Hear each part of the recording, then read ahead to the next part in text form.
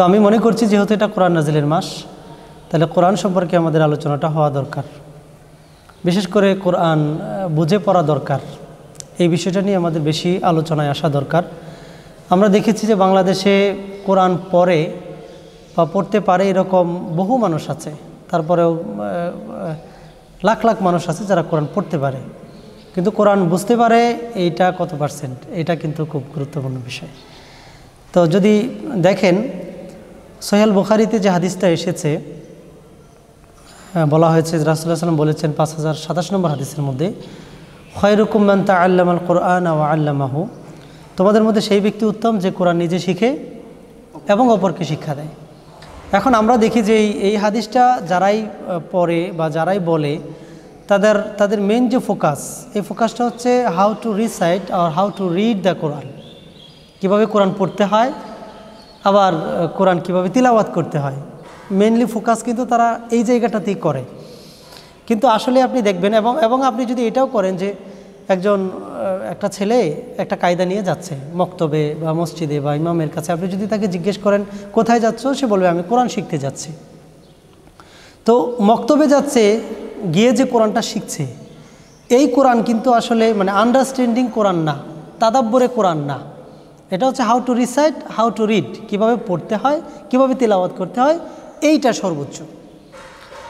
কিন্তু আসলে হাদিসের মধ্যে যে কথাটা বলা হয়েছে খায়রুকুম মান তাআল্লামাল কুরআন ওয়া আল্লামাহু, এটার মানে কিন্তু শুধু এইটা না যে আমি কোরআনটা কিভাবে রিডিং পড়তে হয়, কিভাবে তিলাওয়াত করতে হয়, এই জিনিসটা শিখলাম, এইটা কিন্তু মূলত না।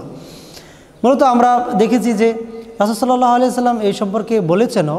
যেমন আপনারা যদি দেখেন রিয়াদুস সালিহিনের মধ্যে একটা হাদিস এসেছে এইভাবে, 1006 নম্বর হাদিস। এখানে রাসূল সাল্লাল্লাহু আলাইহি সাল্লাম বলেছেন, মান ক্বারাআ মিনাল কিতাবি হারফান ফালাহু আশরু হাসানা, কেউ যদি কোরআন থেকে একটা হরফ তিলাওয়াত করে তার জন্য হচ্ছে প্রতি হরফে 10টা নেকি। সুবহানাল্লাহ, প্রতি হরফে 10টা নেকি। তো 10টা নেকি তাকে দেওয়া হয় একটা অক্ষর তিলাওয়াত করলে।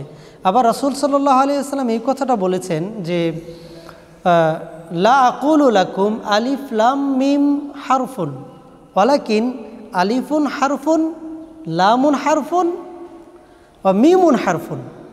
আমি তোমাদেরকে এই কথা বলছি না যে আলিফ লাম মিম এগুলো হরফ, এগুলো একটা হরফ, এই কথা বলছি না, বরং আলিফ একটা হরফ, লাম একটা হরফ, মিম একটা হরফ। তার মানে কেউ যদি আলিফ লাম মিম এটা উচ্চারণ করে তাহলে তিনি 30টা নেকি পাবেন। সুবহানাল্লাহ। তো এইভাবে করে আমরা সব দেখেছি যে প্রতি হরফে 10 নেকি করে সব পাওয়া যায়, এবং আমার মনে হয় যে বেশিরভাগ মুসলমানেরা এই বিষয়টা জানেন যে প্রতি হরফে 10টা নেকি। আবার সহিহ মুসলিমের 1748 নম্বর হাদিসের মধ্যে একটা কথা এসেছে এইভাবে যে রাসূল সাল্লাল্লাহু আলাইহি সাল্লাম বলেছেন, ওয়াল্লাযী ইয়াকরাউ ওয়া হুয়া ইয়াশতাদ্দু আলাইহি লাহু আজরানি, কেউ যদি কোরআন পড়তে যায় এবং পড়তে যেয়ে যদি দেখে যে তার কষ্ট হচ্ছে, এটা তার জন্য কঠিন হয়ে যাচ্ছে, তখন তার জন্য ডবল নেকি, তার মানে প্রতি হরফে 20টা করে নেকি পাবে। সুবহানাল্লাহ। এই যে বিষয়টা আমরা দেখি যে কোরআন তিলাওয়াতের জন্যই এত সওয়াব পাওয়া যায়। কোরআন এমন একটা গ্রন্থ, আসলে সত্যি কথা বলতে কোরআন এমন একটা গ্রন্থ যে কোরআন পড়লে সওয়াব হয়, কোরআন ধরলে সওয়াব হয়, কোরআন শুনলেও সওয়াব হয়। সুবহানাল্লাহ।